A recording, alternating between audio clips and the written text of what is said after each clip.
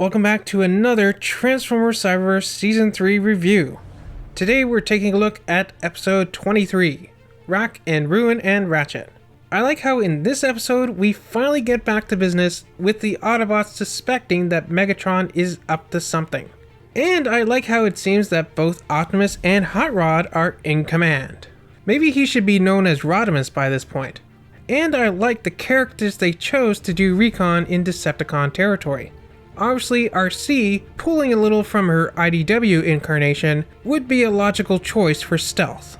Whirl can probably fly high enough that he wouldn't be detected, and, well, I would have said Jetfire was fast enough, but obviously he wasn't fast enough to not get hit by the Unspace cannon.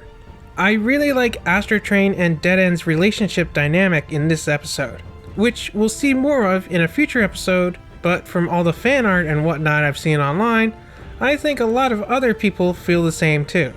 However, I don't like how this episode kind of makes Rack and Ruin feel dumber than they did in previous episodes. Ironic for a guy with two heads. I mean, in one universe, they became the leaders of the Autobots. No way!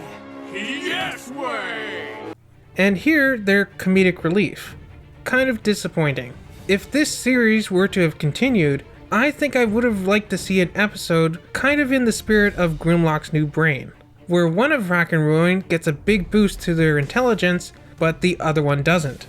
And then maybe they resolve it by the end of the episode by splitting their intelligence between the two of them, instead of one being a genius and the other one being a dummy. That way they're both fairly smart. Or maybe they don't resolve it at all, and they decide to live the way they are.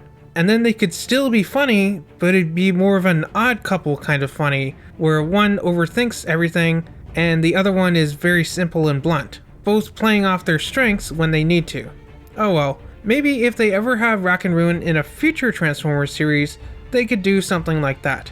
It is kind of interesting though that apparently Rack and Ruin, or at least one of them, seems to be like they might be colorblind. But that one's blue, not purple. It's a blue purple.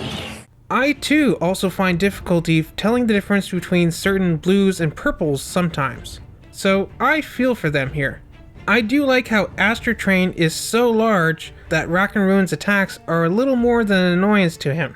And I like that Astrotrain isn't just a big dumb bruiser who's just there to be big and imposing and also taxi the other Decepticons around like Megatron and Dead End. Apparently he's also a bit of a scientist too, so that's nice. You know, I'm something of a scientist myself. But yeah, I think this is going to be a short review because what else is there to say about this episode? It was a fun episode. I like how they gave a lot of characters more well-deserved screen time, and that it sets up stuff coming in future episodes. As always, let me know your thoughts on this episode down in the comments. Remember to like, subscribe, ring the bell, all that fun stuff. And I'll see you back here for the next episode, Dweller in the Depths, which is almost the exact same name as a G1 Transformers episode.